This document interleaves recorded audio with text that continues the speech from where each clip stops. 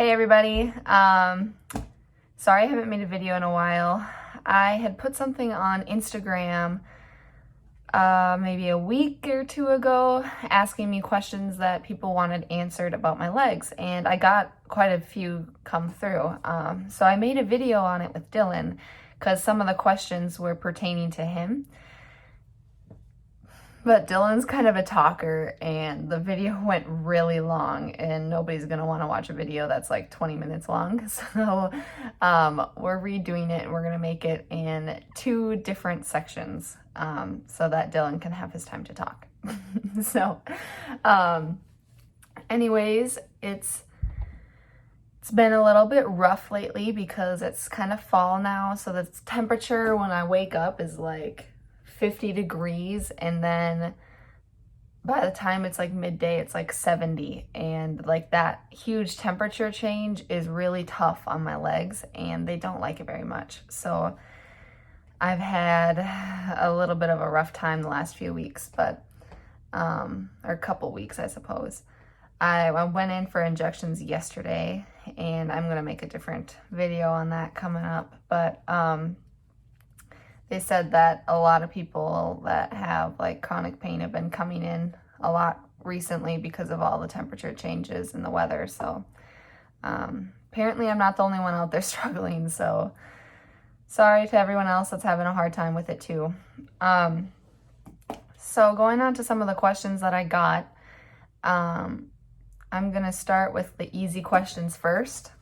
One of them is, you have a tattoo on your right ankle, and how do you have that with CRPS? So I got that tattoo before I got CRPS in my right leg. It's a cross right by my ankle. Here, I'll show you. So here it is. So I got that pretty close to right when I turned 18 because I knew that I always wanted that tattoo. So I got that when I had CRPS in my left leg, and my CRPS actually spread to my right leg early spring this year. So it used to be just my left leg. Now it's in my right, so now I cannot get tattoos on my legs because it would be extremely painful and I would not be able to handle that kind of pain. The other one was, how long can you walk, or can you walk long distances? I can't really walk long distances. I mean, I can, but I'm gonna be hurting and really sore the next day. I've done it before. Dylan and I have walked down different state parks and done stuff like that, and it's went fine. But then it also depends on just how my legs are doing that day, what's the weather like, yeah, just some other minor things. And the most minor thing that you think wouldn't affect my leg can really affect it. So I can walk long distances, but it's probably not the best for me. When we go to malls and stuff, or if we're gonna be walking for a really long time, we use the wheelchair because we don't want to set myself backwards. So yeah, that's long distances. And along with that is, why do you only need your crutch sometimes? So that's actually a really good question. So when it's raining, I use a crutch because my legs are so, they're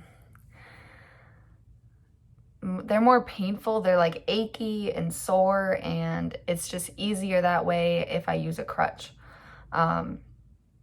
So when it's raining, I use a crutch, and then I'm supposed to, anytime I'm walking on uneven ground, or like it's, it's not paved or it's not in a house, I should be using my crutch because my balance just isn't where normal people's balance is, and I could easily lose it and fall, and then I set myself back. I could be in extreme pain for a few days or longer than a few days.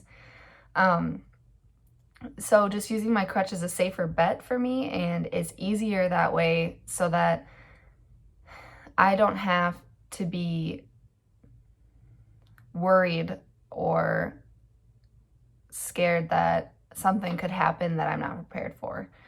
If I'm also going long distances, it's easier because I can take some of that weight off my legs. And so that's a lot easier on me to be able to use the crutch. It allows me to go further. And then also if like I'm in more pain, it's easier to use the crutch because I can take more weight off. And currently I try to use only one crutch if I do. Every once in a while, if I'm in a lot of pain, I'll have both crutches with me. But I try to only use one because I don't really like to use my crutches very much, but they help me, which is really important. And then one of the other questions I had was, how long was I misdiagnosed for? So I don't know how to exactly explain it. I wasn't necessarily misdiagnosed. It was just I didn't have a diagnosis. It was a very long process for them to figure out what I had. And for some people, it's even longer. So I'm lucky that it was faster than it is for most people. I fell downhill skiing in December one time, and I landed on my left hip really hard. I accidentally went down a black diamond, which wasn't very good.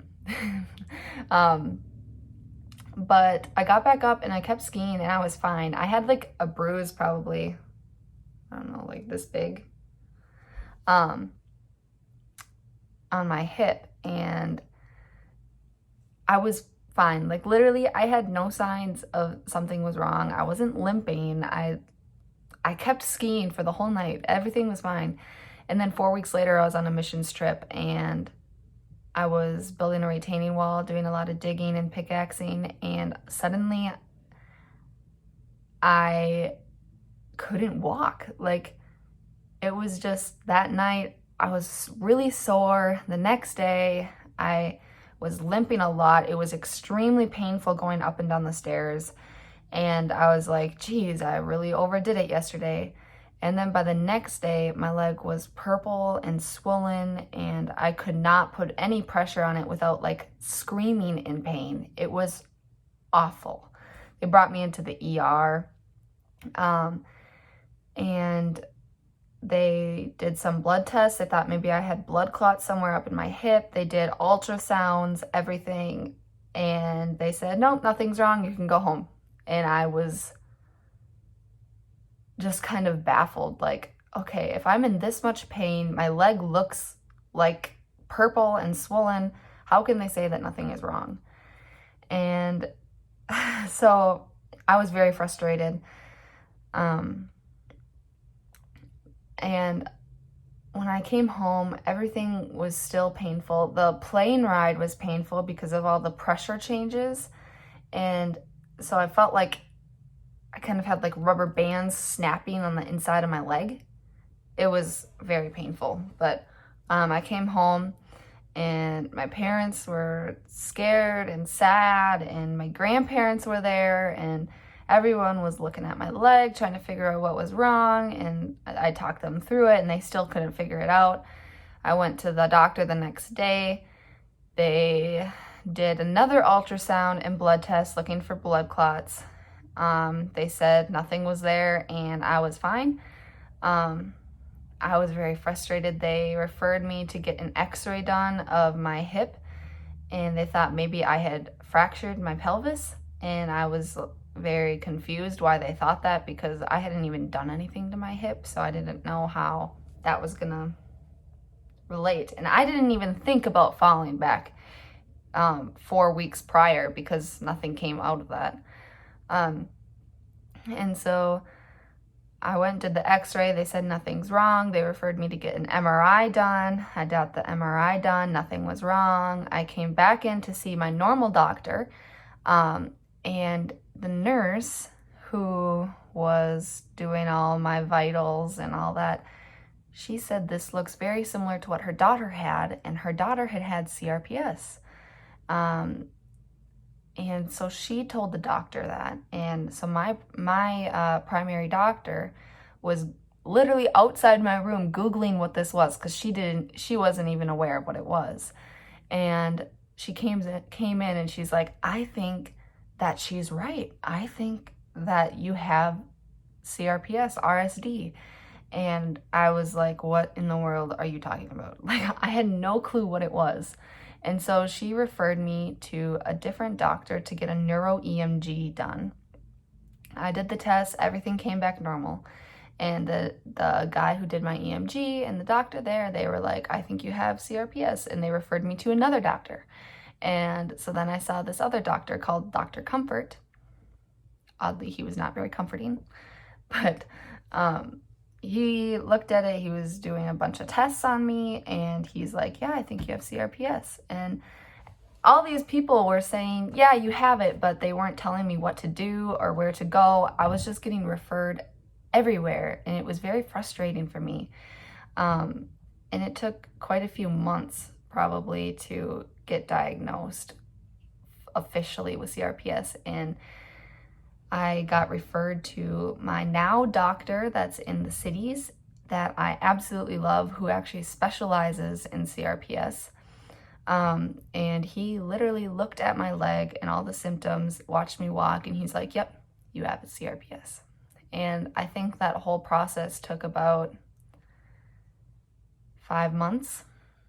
And we talked through it, and we talked about what happened the month before the missions trip, and then we came to the conclusion of me falling downhill skiing, and everything suddenly made sense, and at the same time made no sense. My process of getting diagnosed was very frustrating, and it was hard on me. Very hard. I had people constantly telling me that nothing was wrong with me, and it was all in my head. And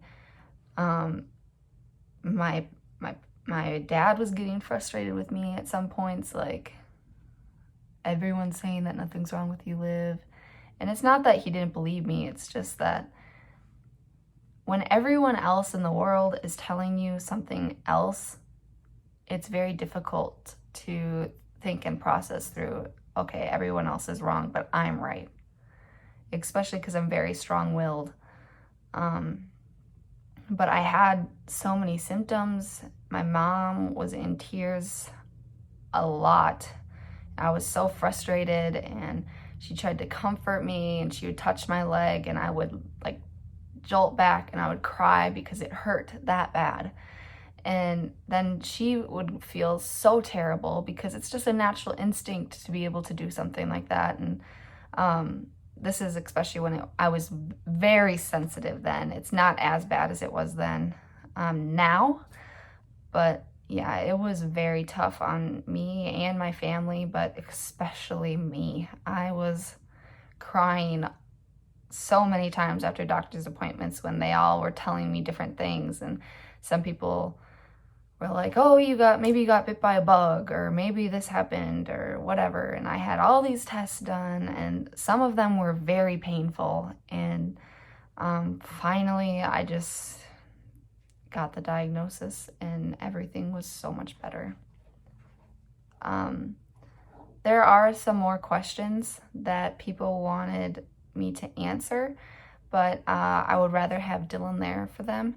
And so we are going to make a different video on that. I just wanted to be able to get some of these questions answered and get them out there because I know I've had you waiting for a little while.